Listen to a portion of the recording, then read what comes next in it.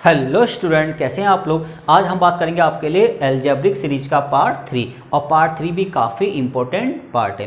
Previous class के अंदर हमने पार्ट 2 पे डिस्कस किया था और उम्मीद है कि चीज़ें आपको समझ में आ गई होंगी।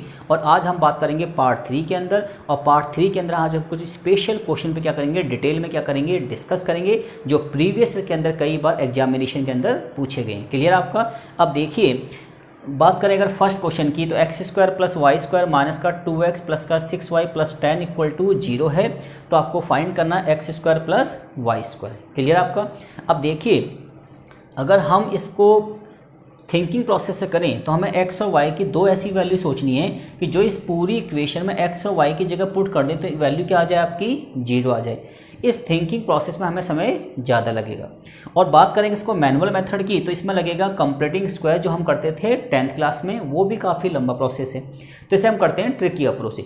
ट्रिकी अप्रोच क्या है बच्चों, तो जब भी आपके पास इस टाइप के क्वेश्चन आ जाए पेपर में जहाँ पे एक्स स्क्वायर भी हो, वाई स्क्वायर भी हो और 2x मतलब कि x भी हो और y का टर्म भी हो, x और y का टर्म भी होना चाहिए, x स्क्वायर भी हो और y का स्क्वायर भी हो। तो उस केस में अगर हमें x और y को क्या करना है, फाइंड करना है, तो इसकी अप्रोच क्या है बच्चों, तो जो भी x का कोफिशिएंट है, x का कोफिशिएंट क्या है बच्चों 2, तो इसका हाफ कर देंगे।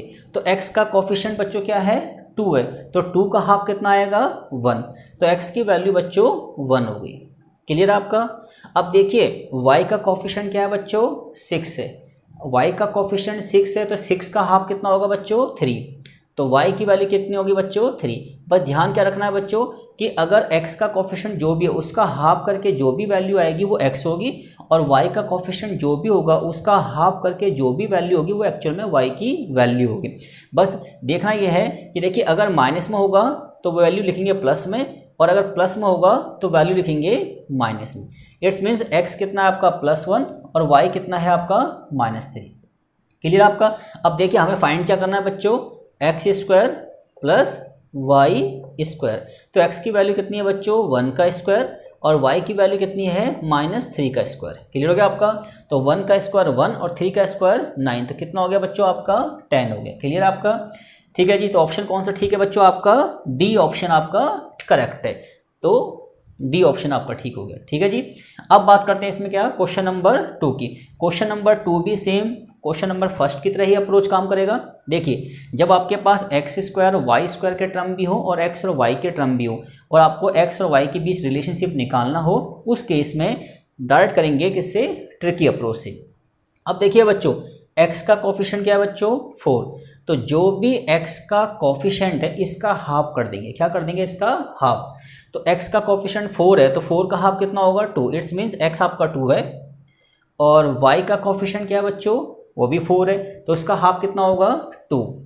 और ध्यान ये रखना है कि अगर x का कोफिशिएंट जो भी है उसका हाफ करके जो आएगा वो तो x होगा, और अगर साइन माइनस में है तो उस वैल्यू को लिखेंगे प्लस में, और यहाँ पे अगर प्लस का साइन है तो वैल्यू लिखेंगे माइनस में। ठीक है जी। अब देखिए, यहाँ भी वैल्यू किस में, माइनस में, इट्स मीन्स वैल्यू प्लस में आएगी, और यहाँ भी क्या है वैल्यू नेगेटिव है, इट्स मीन्स वैल्यू क्या आएगी पॉजिटिव आएगी। अब आपको क्या फाइंड करना बच्चों, x माइनस वाई। तो x माइनस वाई का मतलब है 2 - 2 इक्वल टू 0। क्लियर आपका। आपको ध्यान बस इतना रखना है कि x का कोफिशिएंट है उसका हाफ करके x आएगा, और y का जो कोफिशिएंट है उसका हाफ करके y आएगा, और अगर यहाँ पे साइन माइनस का है तो वैल्यू प्लस में लिखेंगे, और अगर साइन क्या है प्लस का है तो वैल्यू किस में लिखेंगे माइनस में। बस इतनी सी बात आपको और याद। बात करते हैं क्वेश्चन नंबर 3 की। क्वेश्चन नंबर 3 क्या है बच्चों, a/b plus b/a equal to 2 है, और then the value of a minus B. आपको a माइनस बी की क्या निकालनी है, वैल्यू फाइंड करनी है। अगर हम इसको करें थिंकिंग प्रोसेस से, तो देखिए हमें a और b की दो ऐसी वैल्यू पता करनी है कि जो मैं यहाँ पे पुट कर दूँ तो प्लस में क्या आ जाए 2 आ जाए, तो वो है हमारा थिंकिंग प्रोसेस। तो देखिए चेक करके देखते हैं, अगर हम a को 1 मान लें और b को भी क्या मान लें 1 मान लें, तो इट्स मीन्स 1/1 1 और 1/1, तो क्लियर हो गया आपका, तो 2 आ गया। तो इसका मतलब यह है कि हम a को 1 मान लें और b को भी क्या मान लें 1, तो इक्वेशन क्या हो रही है सेटिस्फाई। तो a माइनस बी कितना आएगा बच्चों 1 - 1 इक्वल टू 0। एक तरीका इसका ये है। क्लियर आपका। और एक तरीका इसका मैनुअल तरीके से करा जाए, तो देखिए इनकी अगर क्रॉस मल्टीप्लाई करें तो क्या आएगा बच्चों a स्क्वायर, फिर b की b में क्या आएगा b स्क्वायर अपॉन में ab इक्वल टू 2। अब क्रॉस मल्टीप्लाई करेंगे तो बच्चों A square plus B square equal to 2ab, 2ab plus का वहाँ जाए किसका हो जाएगा बच्चों, माइनस का हो जाएगा। और ध्यान से देखें तो प्रीवियस क्लास में मैंने आपको फॉर्मूला बताया था, आपको ये आइडेंटिटीज होती है A square plus B square minus 2ab, it's means A minus B का होल स्क्वायर इक्वल टू 0। तो हम ये भी कह सकते हैं कि A minus B equal to कितना आएगा आपका, 0 आएगा। तो ऑप्शन आपका कौन सा ठीक है बच्चों, आपका डी ऑप्शन आपका क्या है, बिल्कुल करेक्ट है। ठीक है जी। अब बात करते हैं इसमें क्वेश्चन नंबर 4 की। क्वेश्चन नंबर 4 क्या है, देखिए बच्चों 4x इक्वल टू 18y है, then the value of x upon Y minus 1। इसकी क्या करनी है आपको, वैल्यू फाइंड करनी है। अब देखिए बच्चों, अब देखिए अगर 4x इक्वल टू 18y है, अगर 4x इक्वल टू 18y है तो हम कह सकते हैं x और y की जो रेशियो आएगी वो 18/4 आएगी। इट्स मीन्स कितना आएगा बच्चों आपका, 9/2। ठीक है जी। तो हम x को 9 भी मान सकते हैं, y को क्या मान सकते हैं, 2, क्योंकि रेशियो का मतलब है यहाँ पे जो भी नंबर मल्टीपल होगा दोनों का क्या होगा, सेम नंबर होगा। क्लियर आपका। तो हम इनडायरेक्टली x को क्या मान लेते हैं 9 और y को क्या मान लेते हैं 2। तो हमें फाइंड क्या करना है बच्चों, x अपॉन वाई माइनस 1। तो x की वैल्यू कितनी है 9, y की वैल्यू कितनी है 2 माइनस 1। एलसीएम लेंगे तो माइनस का 9 माइनस का 2 अपॉन में 2, इट्स मीन्स 7 अपॉन क्या आ जाएगा बच्चों आपका 2 आ जाएगा। क्लियर आपका। तो कौन सा ऑप्शन ठीक है बच्चों आपका, बी ऑप्शन आपका करेक्ट है। ठीक है जी। एक्चुअल में ये एग्जैक्ट x की वैल्यू नहीं है और ना तो ये y की वैल्यू है, बट हमें क्या करना है, हमें पता है कि जो भी वैल्यू होगी दोनों का मल्टीपल तो सेम ही होगा, तो फर्क कोई क्वेश्चन पे नहीं पड़ता। इट्स मीन्स आप रेशियो से भी क्वेश्चन को क्या कर सकते हैं, सॉल्व कर सकते हैं। ठीक है जी। अब बात करते हैं क्वेश्चन नंबर 5 की। अब देखिए बच्चों, क्वेश्चन नंबर 5 से लेकर क्वेश्चन नंबर 8 तक सारे क्वेश्चन एक ही फॉर्मूले पर डिपेंड करते हैं। तो सबसे पहले आपको एक फॉर्मूला बताते हैं। क्लियर आपका। देखिए a की क्यूब प्लस b की क्यूब प्लस c की क्यूब माइनस का 3abc। ठीक है जी।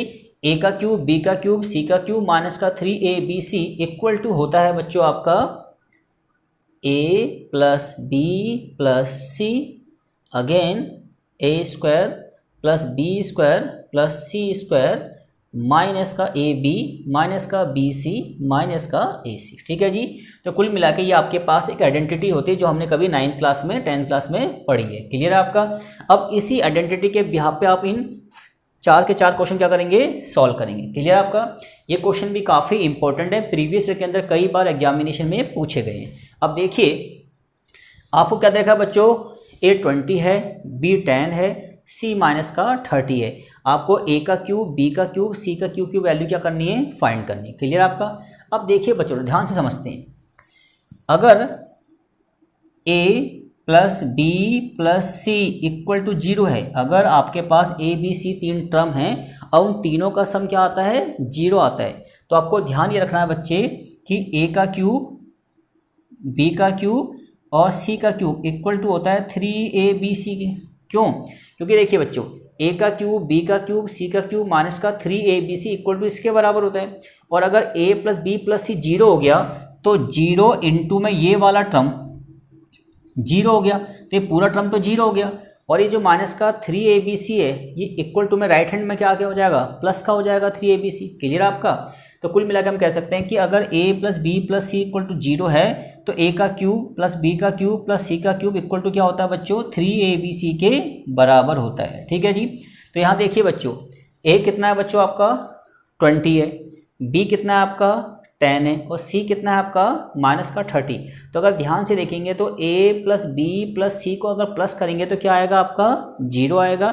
तो हम कह सकते हैं कि एक मतलब 20 की क्यूब, b मतलब 10 का क्यूब और c मतलब माइनस का जो 30 का क्यूब है इक्वल टू होगा 3 इंटू में a इंटू में b इंटू में c। क्लियर आपका।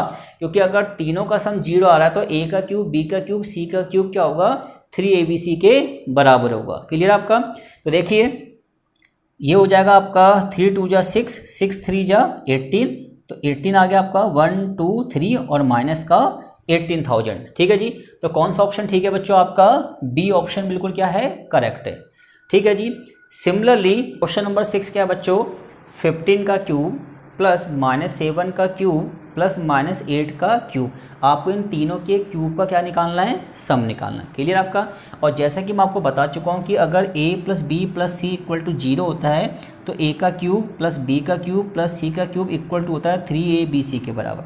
तो ध्यान से देखिए बच्चों, मान लीजिए a कितना है आपका 15 और b आपका है -7 और c क्या है -8। अगर मैं इन तीनों को प्लस कर दूं तो क्या आएगा बच्चों, 0 आएगा, क्योंकि -7 -8 -15 और -15 प्लस का 15 क्या हो जाएगा बच्चों, 0। तो हम ये भी कह सकते हैं कि जो 15 का क्यूब है और -7 का क्यूब है और -8 का क्यूब इक्वल टू होगा बच्चों 3 इंटू में 15 इंटू में -7 इंटू में -8। अब इन सब की जो भी मल्टीप्लाई करके वैल्यू आएगी वो वैल्यू आप चेक कर सकते हैं। क्लियर आपका, ठीक है जी।